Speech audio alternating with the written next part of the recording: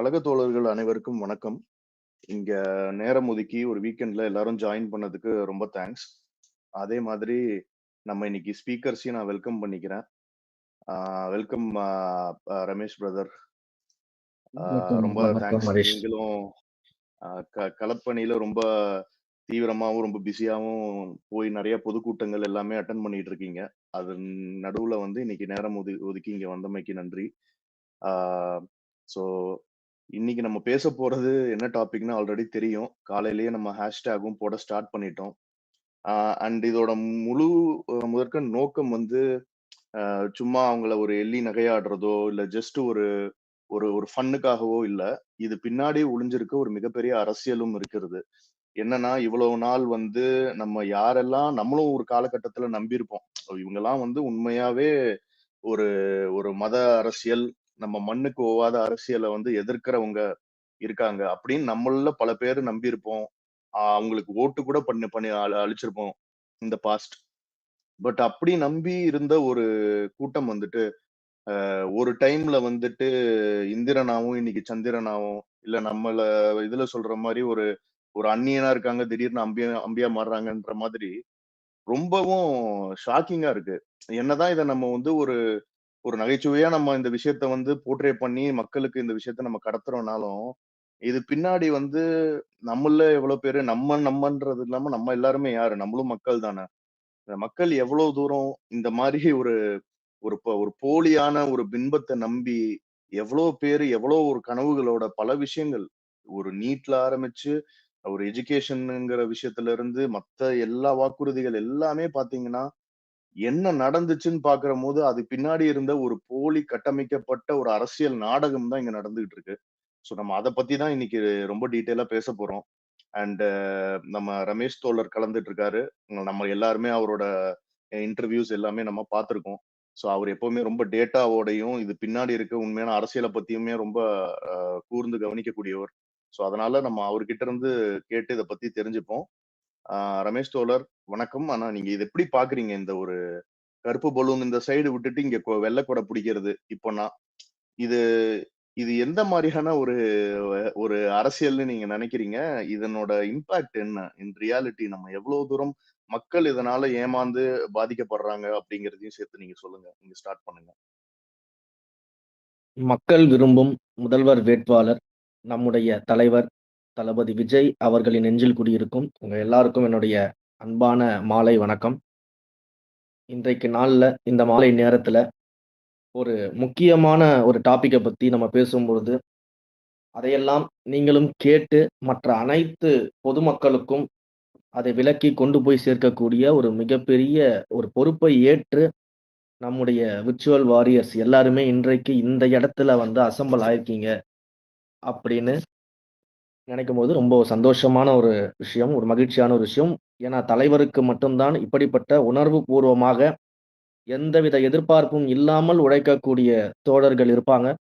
இன்றைக்கு இந்தியாவிலேயே வேற எந்த கட்சியிலும் எந்த கட்சி தலைவருக்கும் இப்படி ஒரு தோழர்களை பார்க்க முடியாது. அதனால இந்த ஸ்பேஸை இன்னைக்கு ஆர்கனைஸ் பண்ணியிருக்கக்கூடிய நம்முடைய ஐடி விங் பேஜஸ்க்கும் அதோடைய அட்மின்ஸ்க்கும் ஹரீஷ்க்கும் எல்லாருக்குமே என்னுடைய மிகப்பெரிய நன்றி, பாராட்டுகள். தொடர்ந்து நம்ம இந்த களத்துல இந்த பணியை செய்வதற்கான கடமை இருக்கிறது. அதை நம்ம செய்ய வேண்டிய ஒரு கட்டாயத்தில் இருக்கிறோம். ஏன்னா 2026ல ஒரு மிகப்பெரிய ஆட்சி மாற்றம், அரசியல் மாற்றத்தை உருவாக்கக்கூடிய மாபெரும் கூட்டமாக நம்ம இருக்கிறோம். அப்படின்றதுனால இதை முதல்ல நான் சொல்லிட்டு டாபிக் உள்ள போகணும் அப்படின்னு ஆசைப்பட்டேன். ஸோ இன்றைக்கு அரசியல் சூழல்ல வந்து ஒரு விழா எடுக்கப்படுகிறது. ராஜேந்திர சோழன் அவர்களின் வெற்றி பயணத்தில் 1000வது ஆண்டை கொண்டாடும் விதமாக கங்கை கொண்ட சோழபுரத்தில் ஒரு விழா எடுக்கப்படுகிறது. நம்முடைய மன்னர்கள், தமிழ் மன்னர்கள் இந்த மண்ணிற்காக ஆற்றிய சேவைகள், இந்த மண்ணை வளப்படுத்த, மக்களை வளப்படுத்த ஆற்றிய சேவைகள், அவர்களுடைய ஆட்சி முறை, இது எல்லாமே நம்ம வந்து நிறைய படிச்சு நம்ம தெரிஞ்சிருக்கிறோம். நம்முடைய தமிழ் மன்னர்கள் வந்து உலகத்திற்கே வந்து எடுத்துக்காட்டாக இருந்தவர்கள், வழிகாட்டியாக இருந்தவர்கள் அப்படின்றத நம்ம பார்த்திருக்கோம். நம்முடைய மொழி இந்த உலகத்திற்கே வந்து தாய்மொழியாக, முதன்மை மொழியாக, தொன்மை வாய்ந்த மொழியாக, நம்முடைய நாகரிகம், தமிழ் நாகரிகம் என்பது இந்த உலகத்திற்கே தொன்மை வாய்ந்த ஒரு நாகரிகமாக, எல்லாவற்றிலும் முதன்மையாக நின்று வழிகாட்டக்கூடிய ஒரு இடத்துல தான் நம்முடைய மொழியும், நம்முடைய நாகரிகமும், நம்முடைய தொன்மையும், நம்முடைய மன்னர்களும் சரி, நம்முடைய தலைவர்களும் சரி. தலைவர்னா நான் இப்ப இருக்க திமுக தலைவர்கள சொல்லல. நம் மண்ணிற்காக, நம் மொழிக்காக உண்மையாக உழைத்த தலைவர்களை நம்ம இந்த இடத்துல நினைச்சு பார்க்க வேண்டிய ஒரு இடம் இருக்கிறது. ராஜேந்திர சோழன் அப்படின்னு சொல்லும் பொழுது, கங்கை வரை சென்று பல்வேறு போர்களை நடத்தி, கங்கை கொண்ட சோழபுரத்தை உருவாக்கி, ஒரு வரலாற்று சிறப்புமிக்க தமிழ் போற்றும் மன்னவராக இருந்தவர். அவருடைய காலகட்டத்தை பொறுத்தவரைக்கும் வர்த்தகமாகட்டும், கட்டிடக்கலையாகட்டும், சிற்பக்கலையாகட்டும் பல்வேறு உயரங்களை தொட்டது, பல்வேறு பரிணாமங்களை அடைந்தது அப்படின்னு தான் நம்ம சொல்லணும். இந்த உலகத்திற்கே ஒரு சிறப்பினை, தமிழ் சிறப்பினை எடுத்து கூறும் வகையில தான் இந்த ஆட்சி முறைகள் அப்படின்றது இருந்துச்சு. தமிழ் கூறும் நல்லுலகம் மட்டும் இல்லாமல் கடல் கடந்து இலங்கையாக இருக்கட்டும், மியான்மராக இருக்கட்டும், இந்தோனேஷியா, மலேசியா, கம்போடியா போன்ற நாடுகள் வரைக்கும் சோழர்களின் கொடியை வந்து வெற்றி கொடியாக பறக்க வைத்த பெருமைக்குரிய முன்னோர்கள் நம் தமிழ் மன்னர்கள். கிட்டத்தட்ட அன்றைக்கு காலகட்டத்துல ராஜேந்திர சோழர் அவர்களுடைய போர் படையில பாத்தீங்கன்னா 10 லட்சம் வீரர்கள் இருந்ததாக வந்து வரலாற்று கருத்துக்கள்லாம் சொல்லுவாங்க. அதே போல ஜனநாயகத்திற்கு வழிகாட்டக்கூடிய ஒரு ஜனநாயக முறைப்படியான ஒரு தேர்தலுக்கு அடித்தளமாக ஒரு வழிகாட்டியாக குடவோலை முறையுமே சோழர்கள் காலத்தில் தான் கொண்டு வரப்பட்டது. இப்படிப்பட்ட பெருமை மிகுந்த வழிகாட்டிகளாக நம்முடைய முன்னோர்கள் இருந்திருக்கிறார்கள். நம்முடைய மூதாதையர்கள் வாழ்ந்திருக்கிறார்கள். இந்த மண்ணிற்காக பல்வேறு விஷயங்களை நமக்கு கொடுத்து சென்றிருக்கிறார்கள். இத்தகைய பெருமை மிக்க தமிழ் மன்னர்களுக்கும் பாஜகவுக்கும் என்ன சம்பந்தம் அப்படின்றதுதான் இங்க மிகப்பெரிய ஒரு கேள்விக்குறி. இப்பேற்பட்ட பெருமைகளுக்கு, இப்பேற்பட்ட வரலாற்று சிறப்புகளுக்கு சொந்தமான நம்முடைய தமிழ் மண்ணிற்கும், நம் மொழிக்கும், நம் இனத்திற்கும், நம் வரலாற்றிற்கும், நம் வரலாற்று மன்னர்களுக்கும், நம் வரலாற்று தலைவர்களுக்கும், இந்த மண்ணிற்காக, இந்த மொழிக்காக போராடி உயிர் நீத்த பல்வேறு தியாகிகளுக்கும் பாஜகவிற்கும் என்ன தொடர்பு இருக்குது? ஒரு தொடர்பும் கிடையாது அப்படின்னு தான் நம்ம சொல்லணும். ஆனா உண்மையிலேயே ஆராய்ந்து பார்த்தோம் என்றால் ஒரே ஒரு தொடர்பு மட்டும் இருக்கிறது. அது என்ன தொடர்பு அப்படின்னு நீங்க ஆர்வலோட எதிர்பார்க்கலாம். அந்த ஒரே ஒரு தொடர்பு என்னன்னா, இந்த தமிழ் மண்ணின் கலாச்சாரத்தையும், இந்த தமிழ் மண்ணின் பெருமையையும், இந்த தமிழின் தொன்மையையும், இந்த தமிழ் மொழியையும், நம் தலைவர்களினுடைய வரலாற்றையும், நம் தமிழ் மண்ணிற்காக உழைத்து போராடிய தியாகம் செய்த தியாகிகளினுடைய தியாகத்தையும் எப்படியாவது மறைத்து விட வேண்டும், அழித்து விட வேண்டும் அப்படின்ற அந்த ஒரே ஒரு எண்ணத்தோடு பயணிக்கிறது பாஜக அப்படின்ற ஒரு தொடர்பு மட்டும்தான் அவர்களுக்கு தமிழ் மண்ணோடு இருக்கிறது. வேற எந்த விதமான தொடர்பும் அவர்களுக்கு இந்த தமிழ் மண்ணோட கிடையாது. இந்த தமிழ் மண்ணை பொறுத்த வரைக்கும் பாஜகவினுடைய கொள்கைகளுக்கும் சித்தாந்தங்களுக்கும் நேர் எதிராக ஒரு மாற்று துருவமாக இருக்கக்கூடிய மண். அப்படிப்பட்ட மண்ணிற்கும் பாஜகவிற்கும் ஒரே ஒரு தொடர்பு தான், எப்படியாவது நம்முடைய பெருமைகள் அத்தனையுமே வந்து குலைத்திட வேண்டும், நாசமாக்கி விட வேண்டும் அப்படின்ற ஒரு மிகப்பெரிய அஜெண்டாவோட செயல்படுவது மட்டும்தான் ஒரே ஒரு தொடர்பு. அதற்காக தான் அவர்கள் வேலை செய்து கொண்டிருக்கிறார்கள். இந்த நாட்டையே தமிழ் மண்ணை மட்டுமல்ல, இந்த நாட்டையே மத பிளவுவாதம் செய்து எப்படியாவது துண்டாடி விட வேண்டும் அப்படிங்கிற எண்ணத்தோடு செயல்படக்கூடிய ஒரு கட்சி தான் இந்த ஒன்றிய பாஜக. இதை நம்ம பல்வேறு இடங்கள்ல நம்ம சுட்டி காட்டிக்கிட்டு இருக்கோம். இன்னும் சொல்ல போனா, இன்றைக்கு இருக்கக்கூடிய கட்சிகளை தாண்டி இந்த பாஜகவின் செயல்பாடுகளுக்கு நம்ம மிகப்பெரிய எதிர்வினைகளை ஆற்றி வந்திருக்கிறோம். ஆனா பேசும்பொழுது பாருங்க, பாஜகவுக்கு எதிராக தாவேகா என்ன பேசிச்சு, பாஜகவுக்கு எதிராக தாவேகா என்ன கருத்து சொல்லுச்சு, என்ன போராட்டங்களை முன்னெடுத்தது அப்படின்லாம் கேள்வி கேட்பாங்க. பல்வேறு இடங்களை நம்ம அதை பார்த்திருக்கோம். நம்ம எதுவுமே செய்யாதது போல ஒரு கட்டமைப்பை, நம்ம பாஜகவை எதிர்க்காதது போன்ற ஒரு கட்டமைப்பை வந்து உருவாக்குவதற்காகவே இன்றைக்கு அந்த பாஜகவின் மறைமுக கைக்கூலியாக இருக்கக்கூடிய திமுக வேலை செய்து கொண்டிருக்கிறது. மதச்சார்பற்ற சமூக நீதி கொள்கை அப்படின்னு நம்முடைய கொள்கையை நம்ம சொல்றோம். மதச்சார்பின்மை அப்படின்னு நம்ம சொல்லும் பொழுது நம்ம இந்த ஒன்றிய பாஜகவை எதிர்த்து நம்முடைய கொள்கைகளை வந்து நம்ம முன்வைத்திருக்கோம் அப்படின்றதான் முதல் கருத்து. இன்று ஒரு மதம் சார்ந்து ஒரு மதத்திற்காக பயணிக்கக்கூடிய, ஒரு மதத்தை மட்டுமே உயர்த்தி பிரிக்கக்கூடிய, பிளவுவாதம் செய்யக்கூடிய ஒரு கட்சியாக ஒன்றிய பாஜக இருக்கும் பொழுது அதை எதிர்த்து மதச்சார்பின்மையை முன்னிறுத்தி, இந்த தேசத்தின் அடிநாதமாக இருக்கக்கூடிய மதச்சார்பின்மையை முன்னிறுத்தி வரக்கூடிய கட்சி நம்முடைய தமிழக வெற்றி கழகம், நம்முடைய தலைவர். நமக்கு எந்த மதமும் கிடையாது, நம்ம எல்லாருமே ஒன்று. மதச்சார்பின்மை அப்படிங்கிறது வந்து மத நல்லிணக்கம்னு நம்ம சொல்லுவோம். யார் எந்த மதத்தை வேணாலும் நம்பிக்கையோட ஃபாலோ பண்ணலாம். ஒரு மதத்தை ஃபாலோ பண்றவரையும் இன்னொரு மதத்தை ஃபாலோ பண்றவரையும் இங்க வந்து நம்ம சுதந்திரமாக, சந்தோஷமாக, ஒற்றுமையாக வாழ வைப்பதுதான் மத நல்லிணக்கம். அதுதான் மதச்சார்பின்மை. எந்த மதத்தையுமே சாராதவர்கள், எந்த மதத்தின் மீதுமே நம்பிக்கையே இல்லாதவர்கள் கூட மத நம்பிக்கை கொண்டவர்களோடு சேர்ந்து ஒற்றுமையாக, மகிழ்ச்சியாக வாழ்வதுதான் மத நல்லிணக்கம், மதச்சார்பின்மை. அந்த மதச்சார்பின்மையை கையில் எடுத்து இந்த ஜனநாயகத்தை மீட்பதற்காக வந்திருக்கக்கூடிய கட்சி தான் நம்முடைய தமிழக வெற்றிக் கழகம். இந்த பாஜகவின் கொள்கைகளுக்கும் சித்தாந்தங்களுக்கும் நேர் எதிரான ஒரு கொள்கையோடு களத்திற்கு வந்திருக்கக்கூடியது நம்முடைய தமிழக வெற்றிக் கழகம். பல்வேறு இடங்கள்ல நம்ம வந்து பாஜகவை தொடர்ந்து எதிர்த்துட்டு வரோம். சாதாரணமாகலாம் கிடையாது. நீங்க இன்றைக்கு பாஜக எந்தெந்த இடங்கள்லாம் நம்முடைய இந்த கொள்கைக்கு எதிராக செயல்படுகிறதோ அப்பொழுதெல்லாம் நம்முடைய கொள்கை எதிரியை மிக வலிமையாக எதிர்க்கக்கூடிய ஒரு சக்தியாக நம்முடைய தமிழக வெற்றிக் கழகம் இங்க இருக்கிறது.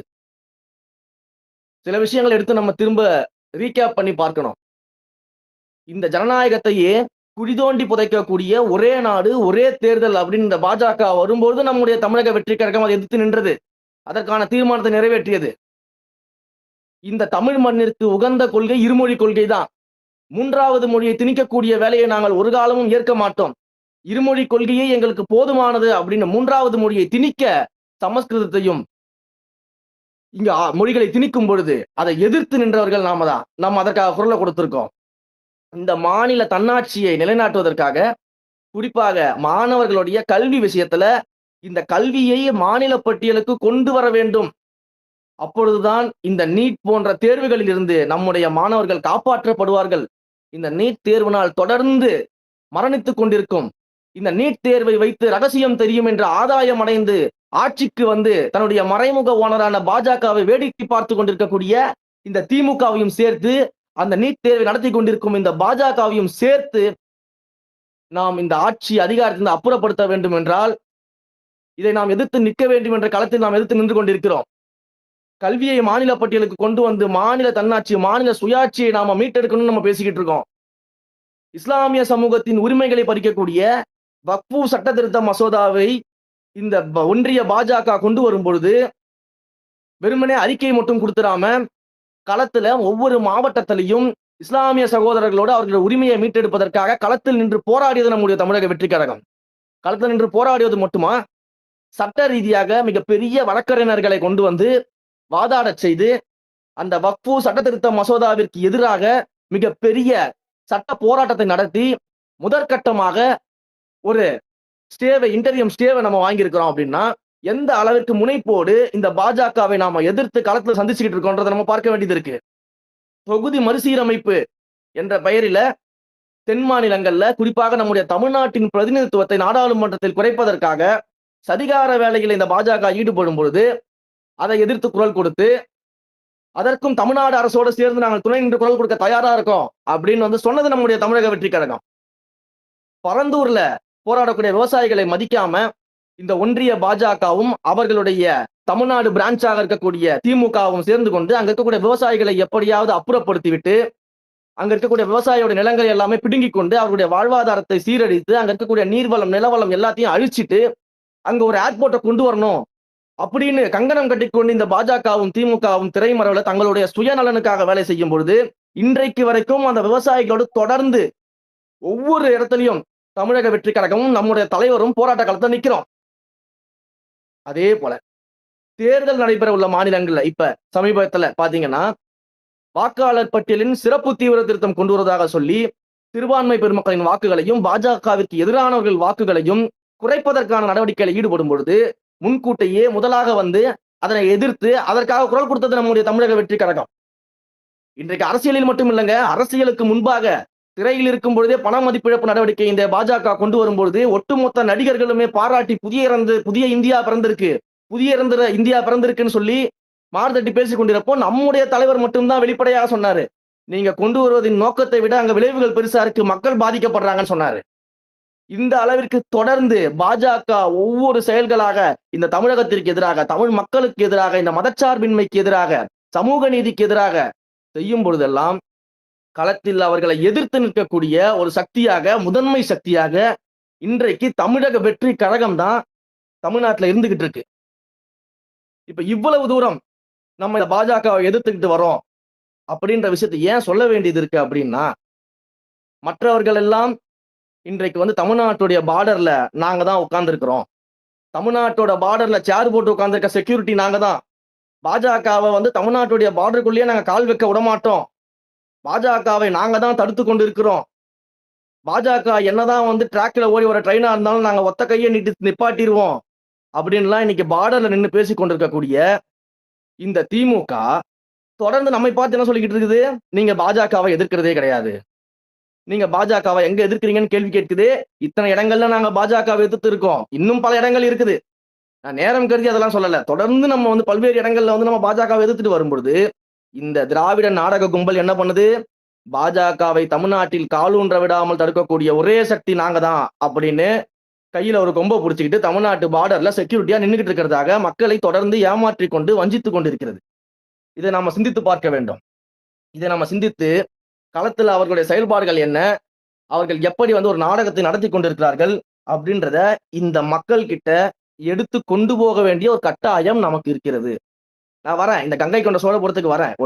எல்லாத்தையும் நம்ம சொன்னாதான் எந்த அளவுக்கு இந்த திமுக வந்து பாத்தீங்கன்னா செயல்பட்டுக்கிட்டு இருக்குது பாஜகவுக்கு ஆதரவா அப்படின்னு தெரியறதுக்காக தான் சொல்லிக்கிட்டு இருக்கிறேன். யோசிச்சு பாருங்க, சாதிவாரி கணக்காய்வு இன்னைக்கு வந்து இந்தியாவுல இந்த இந்தியா கூட்டணியை கட்டமைப்பதுல நம்முடைய தமிழ்நாட்டின் முதலமைச்சர் திரு மு.க. ஸ்டாலின் அவர்கள் தான் மாபெரும் பங்காற்றி இருக்கிறார். இந்தியா கூட்டணியை ஒருங்கிணைத்தவரே அவர்தான்.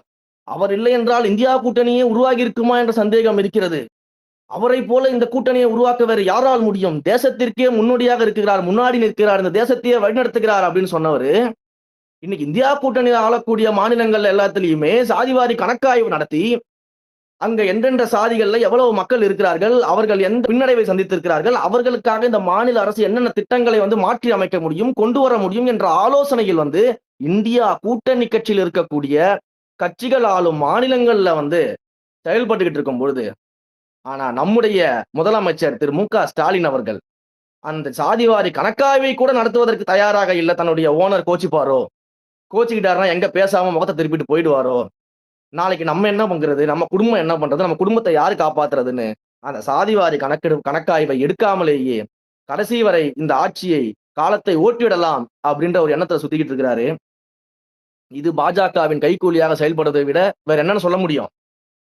சிறுபான்மையினருக்கு விரோதமாக தொடர்ந்து இந்த ஒன்றிய பாஜக செயல்பட்டு கொண்டிருக்கும் பொழுது நாங்கள் பாஜகவை தடுக்கிறோம் என்று சொல்லக்கூடிய திமுகவோ தன்னுடைய திமுகவின் வாடகை வாய்களை வைத்துக் கொண்டு, தன்னுடைய திமுகவின் ஆபாச பேச்சாளர்களை வைத்துக் கொண்டு எங்கள் தலைவர் வந்து வக்ஃபு சட்ட திருத்த மசோதாவிற்கு எதிராக களத்துல போராடுறாரு, சட்ட போராட்டம் நடத்தி கொண்டிருக்கிறாரு. எங்கள் தலைவர் வந்து இப்தார் நோன்பு திறப்பு விழா நடத்தி இஸ்லாமிய பெருமக்கள் உணர்வுகளோடு கலந்து அவர்களுடைய ஆதரவை பெற்றுக் கொண்டிருக்கிறார் என்று தெரிந்தவுடனேயே இந்த வாடகை வாய்களையும் இது போன்ற ஆபாச பேச்சாளர்களையும் வைத்துக் கொண்டு இந்த திமுக என்ன பண்ணுது? நம்ம தலைவரை மட்டும் இல்ல, நம்ம கழகத்தை மட்டும் இல்ல, இஸ்லாமிய பெருமக்களையே கீழ்த்தரமாக பேசிக் கொண்டிருக்கிறது. இஸ்லாமிய பெருமக்களையே மிக கீழ்த்தரமாக, கேவலமாக, காது கொடுத்து கேட்க முடியாத வார்த்தைகள் எல்லாம் சொல்லி இன்றைக்கு இந்த திமுக பேசிக் கொண்டிருக்கிறது. அதை எதிர்த்து கேள்வி கேட்டா நம்முடைய தலைவருடைய பெயரிலேயே வந்து மதசாயம் பூசி நம்முடைய தலைவரின் மத அடையாளத்தை வைத்து வெளியே கொண்டு வந்து எப்படி வந்து பாஜகவின் எச்ராஜா போன்றவர்கள் எல்லாம் ஓட்டர் ஐடி தூக்கி வெளியில போட்டாங்களோ அதுபோல இன்றைக்கு திமுக தன்னுடைய வாடகை வாய்களை மட்டும் இல்லைங்க, தமிழ்நாடு சட்டமன்றத்தில் இருக்கக்கூடிய சபாநாயகரை வைத்து கூட ஒரு மதசாயம் பூச வேண்டிய அரசியலை வந்து இன்றைக்கு திமுக செய்து கொண்டிருக்கிறது. அப்ப எந்த அளவிற்கு இந்த ஒன்றிய பாஜக ஓனருடைய அறிவுரடியாக அவர்களுடைய மதப்பிளவாத சித்தாந்தத்தை ஏற்றுக்கொண்டு இன்றைக்கு மறைமுகமாக தமிழ்நாட்டுல இந்த திமுக ஒரு நாடக கும்பல் செயல்பட்டு கொண்டிருக்கிறது அப்படின்றத நம்ம பார்க்க வேண்டியது இருக்குது. பரந்தூர் விமான நிலையம் கொண்டு வரும் பொழுது ஒன்றிய பாஜக அரசினுடைய திட்டங்க, அதுக்கு நாங்க என்னங்க பண்ண முடியும், அவங்க தாங்க ஏர்போர்ட் கொண்டு வராங்க என்றெல்லாம் வந்து வியாக்கியானம் பேசிட்டு அதே ஒன்றிய அமைச்சர் பேட்டி கொடுக்கிறாரு. எங்களுக்கு அந்த நிலத்தை காமிச்சதே வந்து திமுக தான், அந்த நிலத்தை கையகப்படுத்தி கொடுக்கறதே எங்களுக்கு திமுக தான், அவங்க தான் எங்களுக்கு முழு உதவி செய்யறாங்க நாங்க அமைச்சர் பேட்டி கொடுக்கும் பொழுது இவர்கள் ரெண்டு பேரும் எப்படிப்பட்ட திரைமறைவு கூட்டணியில் இருந்து கொண்டு அங்க போராடக்கூடிய விவசாயிகளுடைய வாழ்க்கையும் வாழ்வாதாரத்தையும் நீர்வளத்தையும் நிலவளத்தையும் இயற்கை வளத்தையும் அடித்துக் கொண்டிருக்கிறார்கள் அப்படிங்கிறத நம்ம ஒரு முறை சிந்திச்சு பார்க்கணும். இன்றைக்கு அங்க போராடக்கூடிய விவசாயிகள் வந்து நம்மளுடைய தலைவரை பார்த்து கண்ணீர் மல்க பேசுறாங்க. எங்களுக்கு வந்து வேற இடம் எங்க இருக்கு, வேற இடத்துக்கு போனா நாங்க என்ன தொழில் செய்வோம், எங்களுக்கு என்ன வாழ்வாதாரம் இருக்கு, எங்களுக்கு தெரிஞ்சதெல்லாம் விவசாயம் தான், அங்க இருப்பது 60% விவசாய நிலம், நீர்நிலைகள், இதெல்லாம் விட்டுட்டு நாங்க எங்க போவோம் அப்படின்னு அவங்களுக்கு கதரும் பொழுது அந்த கதறலை கேட்க கூட காதுகளை செவிசாய்க்காமல் இருக்கக்கூடிய முதல்வர் மு.க. ஸ்டாலின் அவர்கள் தன்னுடைய ஓனருக்கு சாதகமாக பணியாற்றுவதற்காக அங்க வந்து ஏர்போர்ட்டை மட்டும் கொண்டு வராமல் சுற்றிலும் வந்து மிகப்பெரிய ஒரு ஏர்போர்ட் நகரத்தையே உருவாக்குவதற்காக பல்வேறு வேலைகள்ல இறங்கி இருக்கிறாரு. இன்றைக்கு இந்த திராவிட மாடல் எனக்கூடிய நாடக மாடல் இது போன்ற செயல்பாடுகள் ஈடுபட்டு கொண்டிருக்கிறது. இதையெல்லாம் பார்த்துமா வந்து பாஜகவும் திமுகவும் இன்னமும் நம்ம வேறன்னு சொல்ல முடியும்? ரெண்டுமே ஒண்ணுக்குள்ள ஒண்ணுதான். ரெண்டுமே வேற எல்லாம் கிடையாது. வக்ஃபு சட்ட திருத்த மசோதாவில் நான் ஏற்கனவே சொன்னது போல மிகப்பெரிய சட்ட போராட்டத்தை நம்ம நடத்தியிருக்கிறோம். நிதி ஆயோக் கூட்டத்தை எடுத்துக்கங்க. 4 வருஷமா நிதி ஆயோக் கூட்டத்திற்கு போகாத முதலமைச்சர் திரு மு.க. ஸ்டாலின் அவர்கள் ஒரு இடி விசாரணை நடந்து கொண்டிருக்கிறது. தன்னுடைய குடும்பத்தினுடைய பெயரும் அதில் அடிபடுகிறது. தன்னுடைய குடும்பத்தின் நிதியுடைய பெயரும் அதில் அடிபடுகிறது அப்படின்ன உடனேயே உடனடியாக பறந்து செல்கிறார் டெல்லிக்கு. உடனடியாக டெல்லிக்கு பறந்து போறாரு. டெல்லிக்கு பறந்து போய் நிதி ஆயோக் கூட்டத்தில் கலந்துக்கிறாரு. எதுக்குங்க திடீர்னு 4 வருஷமா கலந்துக்காம இந்த வருஷம் மட்டும் நிதி ஆயோக் கூட்டத்தில் கலந்துட்டீங்க? இது 4 வருஷமா தான் நடந்துகிட்டு இருக்குது. இல்ல நடக்கிறதே உங்களுக்கு தெரியாதா? எதுக்கு திடீர்னு கடைசி வருஷம் நீங்க வந்து இங்க கலந்துக்கிறீங்க அப்படின்னு கேட்கும்போது, நான் மாநில உரிமைகளை மீட்டெடுக்க வந்திருக்கிறேன். மாநிலத்தினுடைய உரிமைகள் எல்லாம் நான் மீட்டெடுக்காமல் திரும்ப போக மாட்டேன் அப்படின்னு சொல்லிட்டு திடீர்னு பார்த்தா கடைசி நேரத்துல இவருக்கு மாநில உரிமைகள் ஞாபகம் வந்திருக்கு. எப்படி ஆட்சியினுடைய கடைசி ஆண்டு காலத்துல ஒருத்தருக்கு மாநில உரிமை ஞாபகத்துக்கு வருது, தமிழ்நாட்டுக்கு சேர வேண்டிய நிதிகள் ஞாபகத்துக்கு வருது, 4 வருஷமா அது ஞாபகத்துக்கே வரலையே. என்னடா யோசிச்சு பார்த்தா இந்த இடி வலயத்திற்கு பயந்து தன்னுடைய குடும்பத்தையும் யார் பேரும் அடிபட்டு விடக்கூடாது, செய்திகள்லாம் வருகிறது, அதுல இருந்து நம்ம எப்படி தப்பிக்கிறதுன்னு சொல்லிட்டு அங்க சரண்டர் ஆவதற்காக டெல்லிக்கு சென்றிருக்கிறாரு. சென்ற இடத்துல ஊபி முதல்வர் திரு யோகி ஆதித்யநாத் அவர்களுக்கு அருகாமையில அடுத்த சீட்லேயே நம்முடைய ஊபிக்களின் முதல்வர் திரு மு.க. ஸ்டாலின் அவர்களுக்கு இடம் கொடுக்கப்பட்டிருக்கிறது. முதல் வரிசையில் அமர்ந்திருக்கிறார்கள். இந்த அளவிற்கு இந்த பாஜகவோடு இணக்கமாக மறைமுகமாக ஒரு பவரிற்காக ஒரு அரசியலுக்கான கூட்டணியை இந்த திமுக வைத்துக் கொண்டிருக்கிறதுன்னு நம்ம பல்வேறு இடங்கள்ல தொடர்ந்து நம்ம பேசிக்கிட்டே வரோம். இதெல்லாம் நடந்து கொண்டு இன்றைக்கு இந்த கங்கை கொண்ட சோழபுரத்துல விழா எடுக்கப்படுகிறது. அந்த விழாவில் பாத்தீங்கன்னா திமுகவினுடைய முக்கியமான அமைச்சர்கள், நாடாளுமன்ற உறுப்பினர்கள், திமுக கூட்டணி கட்சியில் இருக்கக்கூடிய சட்டமன்ற உறுப்பினர்கள், நாடாளுமன்ற உறுப்பினர்கள் எல்லாரும் கலந்துக்கிறாங்க. என்னன்னா எதிர்கட்சியா இருக்கும்போது ஒரே கருப்பு பலூனா பறக்க விட்டுட்டு இருந்தாங்க. இன்றைக்கு ஆளுங்கட்சியா வந்தோடனே அந்த கருப்பு பலூன் என்ன ஆச்சுன்னே தெரியல. எதிர்கட்சியாக இருக்கும்போது மோடி அவர்கள் வரும்பொழுதெல்லாம் கருப்பு கொடையை தூக்கிட்டு போனவங்க இன்றைக்கு வெள்ளை கொடையை தூக்கிட்டு போயிட்டு இருக்கிறாங்க. ஒரு தகவல் வேற, தமிழ்நாட்டுல வந்து வெள்ளை கொடைக்கு வந்து ஒரே தட்டுப்பாடா இருக்குதான். எங்க பார்த்தாலும் எந்த ஊர்ல பார்த்தாலும் கொடை விற்பனை செய்யக்கூடிய கடைகள் எல்லாமே வெள்ளை கொடை தான் வேணும்னு சொல்லிட்டு திமுக காரங்க பிரச்சனை பண்ணிட்டு இருக்காங்களா. வெள்ளை கொடை ஸ்டாக் இல்லைன்னா கூட பரவாயில்ல, நாங்க முன்கூட்டியே ஆர்டர் கொடுக்குறோம், எங்களுக்கு வந்து ஆயிரக்கணக்கில் வெள்ளை கொடை தேவைப்படுது, கோடிக்கணக்கில் லட்சக்கணக்கான வெள்ளை கொடைகள் தேவைப்படுகிறது, மோடி வரும்பொழுது நாங்கள் வெள்ளை கொடை காட்டணும், இதற்கு பிறகு நாங்கள் தொடர்ந்து காட்டிக்கொண்டே தான் இருப்போம் வெள்ளை கொடையை அப்படின்னு சொல்லிட்டு கடையா போய் வெள்ளை கொடை வாங்கக்கூடிய வேலைகள்ல இன்றைக்கு திமுகவினர் வந்து ஈடுபட்டு இருக்கக்கூடியார்கள். என்னடா ஓரணியில் தமிழ்நாடுன்னு பார்த்தா இவங்க ஓரணியில் தமிழ்நாடு இல்லைங்க, ஒரே கொடையின் கீழ் வந்து திமுகன்ற மாதிரி வெள்ளக்கொடையின் கீழ் திமுகவை கொண்டு வருவதற்கான வேலைகள்ல ஈடுபட்டு இருக்கிறாங்க. இந்த வெள்ளக்கொடை திமுக இப்படி ஒரு வேலையை செய்து கொண்டிருக்கிறது. சரி, இதுதான் கீழே இருக்கக்கூடிய நிர்வாகிகள் இதை பண்ணிக்கிட்டு இருக்கிறாங்க, வெள்ளக்கொடைக்கு கீழே வந்து பாஜகவினுடைய நிழல்ல வந்து இளைப்பாரி கொண்டிருக்கிறார்கள் அப்படின்னு நம்ம பார்க்கும் பொழுது இங்க இன்னொரு விஷயம் நடந்துகிட்டு இருக்குது. இந்த விழாவிற்காக மோடி அவர்கள் வருகிறாரு. சரி, நம்ம ஏற்கனவே சொன்னது போல, இதற்கு முன்பாக நான் பேசும்போது சொன்னது போல, இந்த தமிழ் மண்ணிற்கும் இந்த தமிழுடைய கலாச்சாரத்திற்கும் இந்த தமிழ் மண்ணின் கொள்கைகளுக்கும் இந்த தமிழ் மண்ணின் மன்னவர்களுக்கும் தமிழ் மண்ணை ஆண்ட தலைவர்களுக்கும் தமிழ் மண்ணிற்காக போராடிய தியாகிகளுக்கும் திரு மோடி அவர்களுக்கும் பாஜகவிற்கும் என்ன சம்பந்தம் இருக்கு? ஒரே ஒரு சம்பந்தம் இருக்கு. இதெல்லாம் அழிப்பதற்காக எண்ணக்கூடிய ஒரே ஒரு சம்பந்தத்தை தவிர்த்து வேற எந்த சம்பந்தமும் கிடையாதுன்னு நம்ம தெளிவா சொல்லிட்டோம். அப்ப இப்படிப்பட்ட திரு மோடி அவர்கள் வரும்பொழுது ஒரு அமைச்சர் ஒருத்தர் பேசுறாரு, அருமையா பேசியிருக்காரு. நீங்க இதுக்கு முன்பு அவர் பேசின வீடியோக்கள் எல்லாம் பாத்தீங்கன்னா இந்த 200 ரூபாய் ஊப்பிக்கள் வந்து இணையதளத்துல மிகப்பெரிய அளவுல வந்து வைரல் பண்ணிக்கிட்டு இருந்தாங்க.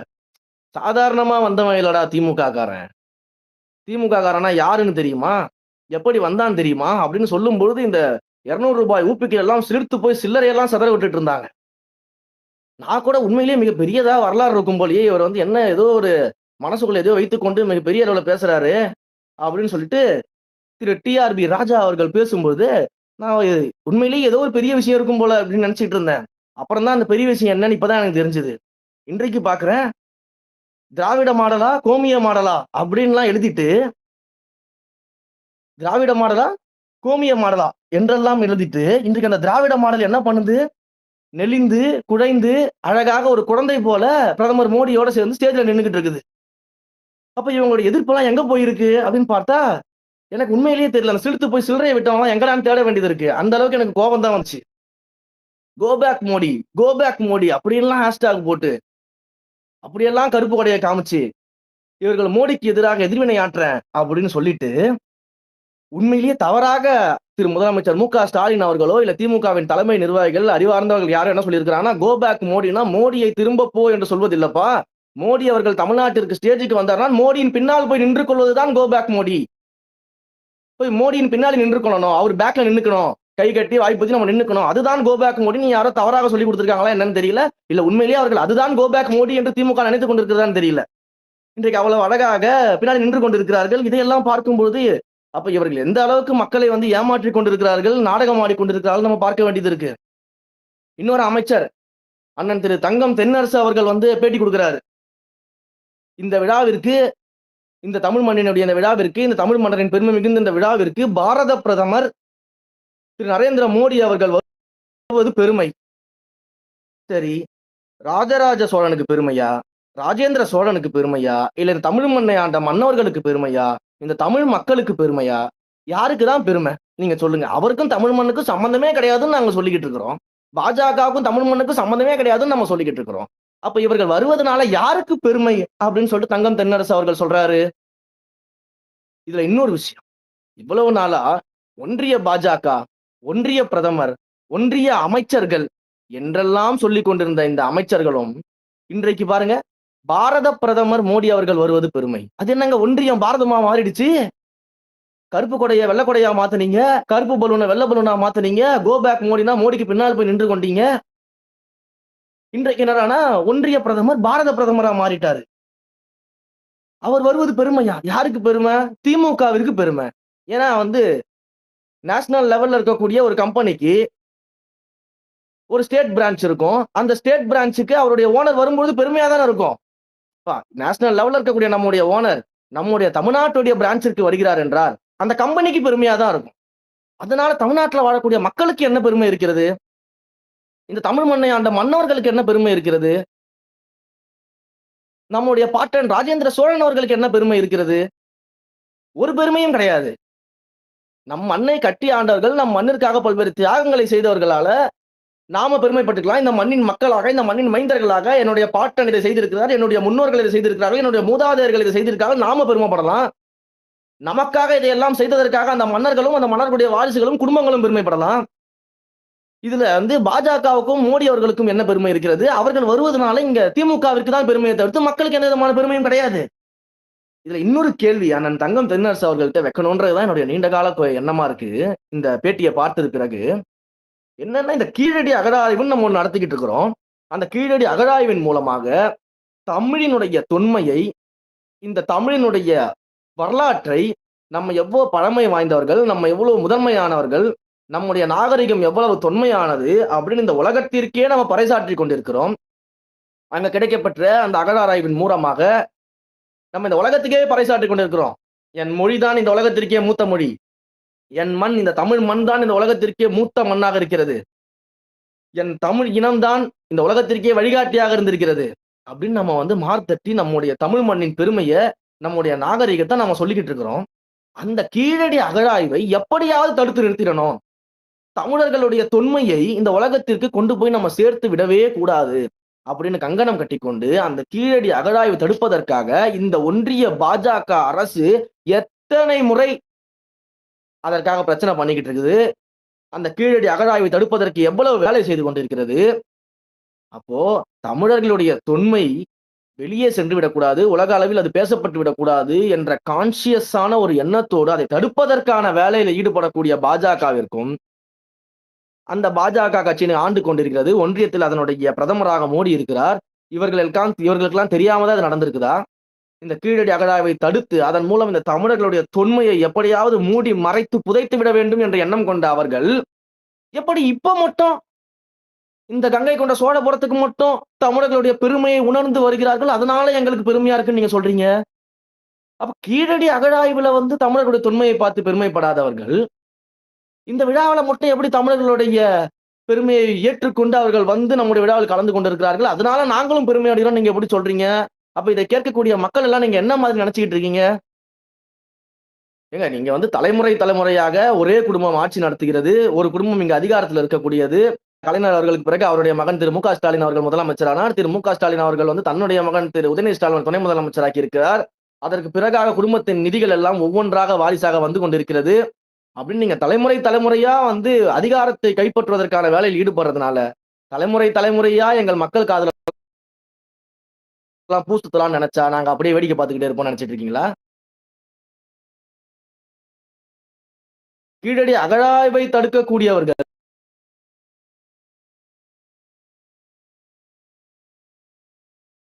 அப்படின்னு நம்ம பார்க்க வேண்டியது இருக்கிறது.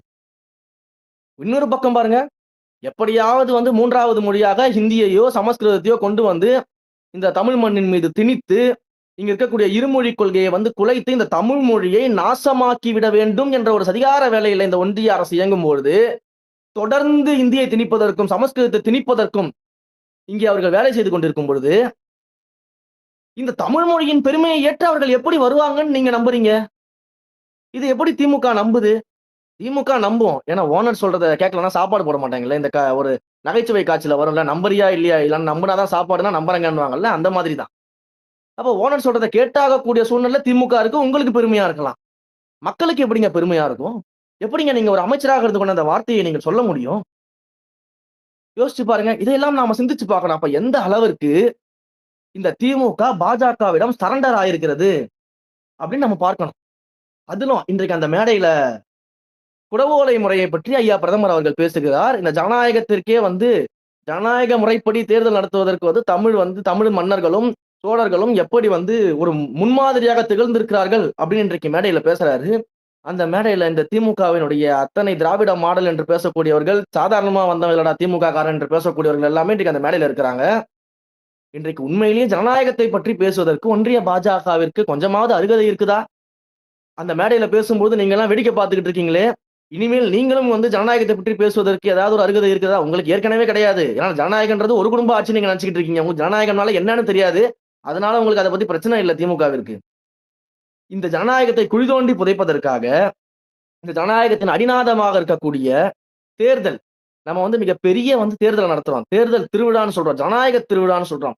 அந்த ஜனநாயக திருவிழாவை, அந்த தேர்தலை நியாயமாக, நேர்மையாக, ஃப்ரீ அண்ட் ஃபேர் எலெக்ஷனா நடத்தணும் அப்படின்னா, அதற்கு என்ன தேவை? முதல்ல வந்து சரியான தலைமை தேர்தல் ஆணையர் இருக்கணும். நேர்மையாக நடக்கக்கூடிய, எந்தவித சார்பும் இல்லாத, ஒருதலை பட்சம் இல்லாத ஒரு தலைமை தேர்தல் ஆணையர் இருக்கணும். அந்த தலைமை தேர்தல் ஆணையர் இருக்காரு பாத்தீங்களா? அந்த தலைமை தேர்தல் ஆணையர் அவரை நியமிப்பதற்கே இந்த ஒன்றிய பாஜக என்ன பண்ணுச்சு?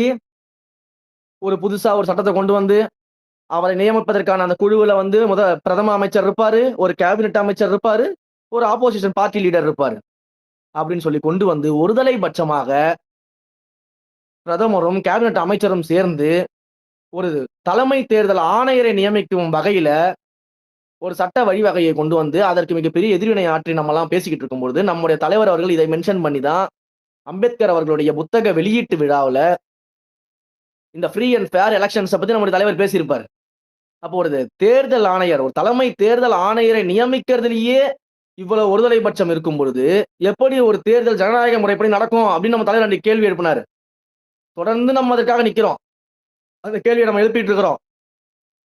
நீங்க வந்து தலைமை நீதிபதியை வந்து அந்த குழுவில இருந்து நீக்கிவிட்டு, உச்சநீதிமன்ற நீதிபதியை நீக்கிவிட்டு, கேபினெட் அமைச்சரும் பிரதம மந்திரியும் ஒரு ஆப்போசிஷன் பார்ட்டி லீடரையும் மட்டும் கொண்டு வந்து ஒருதலை பட்சமாக தலைமை தேர்தல் ஆணையரை நியமித்து இந்த ஜனநாயக முறைப்படி நடக்கக்கூடிய தேர்தலை கூட குலைத்து மீண்டும் மீண்டும் ஆட்சி அதிகாரத்திற்கு வருவதற்காக ஜனநாயகத்தை படுகொலை செய்யக்கூடிய இந்த ஒன்றிய பாஜக, அதனுடைய பிரதமர் திரு மோடி அவர்கள் இன்றைக்கு இங்க தமிழ் மண்ணுல வந்து இந்த மேடையில வந்து குடவோலை முறையையும் ஜனநாயக முறையும் பற்றி பேசிக் கொண்டிருக்கிறாரு. அதை இந்த திராவிட முன்னேற்ற கழகம் என சொல்லக்கூடிய வெற்று விளம்பர மாடல் திமுக மேடையில் அமைதியாக இந்த பள்ளி ஆசிரியர்கள்லாம் வகுப்பெடுக்கும் போது மாணவர்கள் எப்படி அமைதியாக கைகட்டி வாய்ப்பூத்தி போர்டை பார்த்து கவனிச்சுக்கிட்டு இருப்பாங்க, அந்த மாதிரி கவனிச்சுக்கிட்டு இருக்கிறாங்க. அப்ப எந்த அளவிற்கு இவர்கள் பாஜகவோடு சேர்ந்து மறைமுகமாக திரைமறைவாக ஒரு கூட்டணியை வைத்துக்கொண்டு இப்படிப்பட்ட வேலைகளை எல்லாம் செய்து கொண்டிருக்கிறார்கள் அப்படின்னு இதன் மூலமாகவே நீங்க தெரிஞ்சுக்கலாம். இந்த அளவிற்கு தமிழக மக்களை எல்லாம் முட்டாள்கள் என நினைத்துக் கொண்டு இந்த திராவிட முன்னேற்ற கழகம் பாஜகவோடு திரைமறைவு கூட்டணியை வைத்துக் கொண்டு பார்க்கிறவன் எல்லாரையும் திமுகவை எதிர்த்து பேசுற எல்லாரையும் பாஜகவோட பி டீம் சி டீம்னு சொல்லிக்கிட்டு பாஜகவுடைய ஜெராக்ஸ் காப்பியாக இருக்கக்கூடிய இந்த திமுக நேஷனல் லெவல் கம்பெனியான பாஜகவிற்கு தமிழ்நாடு லெவல் பிரான்ச்சாக இருக்கக்கூடிய திமுக மற்றவர்கள் எல்லாம் பார்த்து இந்த கேள்வி எழுப்பும் பொழுது நம்முடைய டிவிகேவின் விர்ச்சுவல் வாரியர்ஸ் இணையதளத்திலும் நம்முடைய தமிழக வெற்றி கழகத்தின் தோழர்கள் எல்லாமே களத்திலும் சென்று இந்த நாடகத்தை எல்லாம் இந்த முகமூடியெல்லாம் கிழித்து இன்றைக்கு மக்கள் முன்னாடி அம்பலமாக்கி கொண்டிருக்கிறார்கள். மேலும் மேலும் மேலும் நம்ம ஒவ்வொரு நிகழ்வு நடக்கும் பொழுதும் இதை அம்பலப்படுத்தி கொண்டே இருப்போம். ஓரணியில் திமுக கிடையாது. 2026 தேர்தலை பொறுத்த வரைக்கும் இந்த தமிழ்நாட்டை பொறுத்த வரைக்கும் ஓரணியில் திமுக பாஜக அப்படின்றதுதான் அவங்களுக்கு சரியா இருக்கும். இவர்கள் ஓரணியில் எங்க கொண்டிருக்கிறார்கள்? ஓரணியில் திமுக பாஜக, ஓரணியில் திமுக பாஜக, ஒரே குடையின் கீழ் பாஜக திமுக, அதுவும் வெள்ளை குடையின் கீழே பாஜக திமுக என்று சொல்வதுதான் உண்மை. இதை நாம் மக்கள்கிட்ட தொடர்ந்து எடுத்து சொல்லிக்கொண்டே இருப்போம் என சொல்லிக்கொண்டு இவ்வளவு நேரம் நான் பேசுவதை எல்லாம் அமைதியாக கேட்டு இதையெல்லாம் மக்கள்கிட்ட கொண்டு போய் சேர்க்கும் பணிகளில் நீங்க ஈடுபட போறீங்க, மக்கள்கிட்ட கொண்டு போய் சேர்க்க போறீங்க என்பதற்காக நன்றியும் தெரிவித்துக் கொண்டு வாய்ப்பளித்தமைக்கு நன்றி சொல்லி விடைபெறுகிறேன். நன்றி, வணக்கம். நன்றி தோழர். எல்லாம் ரொம்ப இம்பார்ட்டன்ட் பாயிண்ட்ஸ் கவர் பண்ணியிருந்தீங்க. அதான் நம்ம அந்த மீம்ஸ்ல சொல்ற மாதிரி சாதாரணமா வரலடா அப்படிங்கிற போது அப்போ புரியல, இப்போ புரியுது அப்படிங்கிற மாதிரி இருக்கு. இவங்க பண்ற காரியங்கள்லாம் இப்போ வெட்ட வெளிச்சம் ஆயிருச்சு. அதே மாதிரி சொல்லுவாங்க, யாருமே அடிக்க முடியாது, என்னை யாருமே அடிக்க முடியாது இப்படின்லாம் வசனம் பேசிக்கிட்டு இருப்பாங்க. இந்த அரசியல்ல நிறைய தலைவர்கள் பேசியிருக்காங்க. ஆனா மக்களை முட்டாள் நீங்க சொன்னீங்க இல்லையா, நினைக்கிறாங்க சில பேர்னு. அந்த மாதிரி நினைச்சாங்கன்னா மக்கள் அடிச்சாங்கன்னா யாராலையுமே நிக்க முடியாது. அந்த யதார்த்தத்தை புரிஞ்சுக்கிட்டாங்கன்னா மக்கள் ஆல்ரெடி புரிஞ்சுக்கிட்டாங்க. இதோட ரிசல்ட்டை அவங்க 2026லயும் பார்ப்பாங்க. அதே மாதிரி நம்ம தோழர் சையதன் இருக்காரு, அவர் கூட பேசிட்டு இருக்கும் போது அவர் சொன்னாரு சில விஷயங்கள் இந்த எப்படி இப்ப தமிழர்களின் அடையாளமாக பார்க்கப்பட்ட எல்லாத்தையுமே இப்போ பிஜேபி தன் வசப்படுத்துற ஒரு முயற்சியில தான் ஈடுபட்டு இருக்கு. எப்படி இப்போ இதெல்லாம் இவ என்ன ஆகும்னா பிஜேபி வசப்படுத்துறதுன்றது மூலமா என்ன ஆகுமா, எல்லாமே இந்துக்களின் அடையாளம் மட்டுமே இங்க இருந்த மத்த எல்லாத்தையும் மறைச்சு அவங்களுக்கு அவங்களுக்கு சாதகமான ஒரு அரசியலை இது பண்றதுக்கு தான் இங்க முயற்சி பண்ணிட்டு இருக்காங்க. இதுக்கு சாதகமா தான் இங்க திமுகவும் துணை போய்கிட்டு இருக்குங்கிற ஒரு பாயிண்டையும் வைக்கிறாங்க. அதே மாதிரி பாத்தீங்கன்னா இப்ப லாஸ்ட் இயர் பாத்தீங்கன்னா ராஜ்நாத் சிங் அவர்களை கூப்பிட்டு நாணயம் வெளியிட்டாங்க. இந்த வருஷம் இந்த மாதிரி இவ்வளோ இணக்கமா ஒரு கூட்டணி, நீங்க சொல்ற மாதிரி ஓரணின்னா கூட்டணி கட்சியோட லீடிங்ல போறாங்களே, என்ன முந்திக்கிட்டு இவங்க போறாங்களே அப்படிங்கிற மாதிரி ஒரு தோணிதான் இங்க இருக்கு. அது மட்டும் இல்லாம பாத்தீங்கன்னா எப்பவுமே சமூக நீதிக்காக நிக்கக்கூடிய பல கட்சிகளா நம்ம பார்த்த கட்சிகள், கூட்டணி கட்சிகளா இப்ப திமுக இருக்கிறவங்க எல்லாம் இத நின்னு ஜஸ்ட் அவங்க கை கட்டி வேடிக்கை பாக்குற நிலைமையில அவங்களும் இருக்கிறாங்க. இது ரொம்ப வருத்தம் அளிக்கிறது. பட் அதே டைம்ல இங்க அட்லீஸ்ட் மக்களுக்காக குரல் கொடுக்கறதுக்கு நம்ம தளபதி அவர்கள், நம்ம தாவேக்கா இருக்குதுங்கிறத நினைக்கிற போதும் அதுவும் ஒரு பெருமையாவும் சந்தோஷமாவும் இருக்கு. தொடர்ந்து நீங்க சொல்ற மாதிரி குரல் கொடுத்து இந்த மாதிரி இந்த உள்ள இன்டர்னல் வேலைகள் எல்லாம் நம்ம கண்டிப்பா எக்ஸ்போஸ் செய்வோம்ன்றதையும் சொல்லிக்கிறோம். அதுக்கப்புறம் அடுத்து நம்ம வீர விக்னேஸ்வரன் பிரதர் அவரும் வந்திருக்காரு, அவர் வெயிட் பண்ணிட்டு இருக்காரு. வீரா பிரதர், இது எப்படி நீங்க என்ன பாக்குறீங்க? இதோட ஹிஸ்டரி என்ன? இது இன்னைக்குதான் நடக்குதா, இல்ல இவங்க எல்லாம் காலங்காலமா இதன் பின்னாடி நடக்கக்கூடிய அரசியல் என்ன? இல்ல இவங்க ஓட்டுக்காக எதையும் செய்யக்கூடிய அளவுக்கு பண்றவங்க தானா? இத பத்தி எப்படி பாக்குறீங்க? நீங்க சொல்லுங்க உங்க thoughts. Sorry sir, sorry disturb பண்றதுக்கு மன்னிக்கணும். ஒரு சின்ன வேலை இருக்கிறதுனால நான் இந்த ஸ்பேஸ்ல இருந்து ரிலீவ் ஆகிக்கிறேன். என்னுடைய நண்பர் வீரா அடுத்தது அவருடைய பாயிண்ட் ஆஃப் வியூல நம்முடைய இந்த விஷயத்தை பத்தி எல்லாம் பேசுவாரு. எல்லாரும் அதை எல்லாத்தையுமே எடுத்துக்கொண்டு மக்கள்கிட்ட கொண்டு போய் சேர்க்கணும் அப்படின்னு மட்டும் கேட்டுக்கிட்டு நன்றி கூறி விடைபெறுகிறேன். நன்றி, வணக்கம், தேங்க்யூ. ரொம்ப நன்றி தோழர்.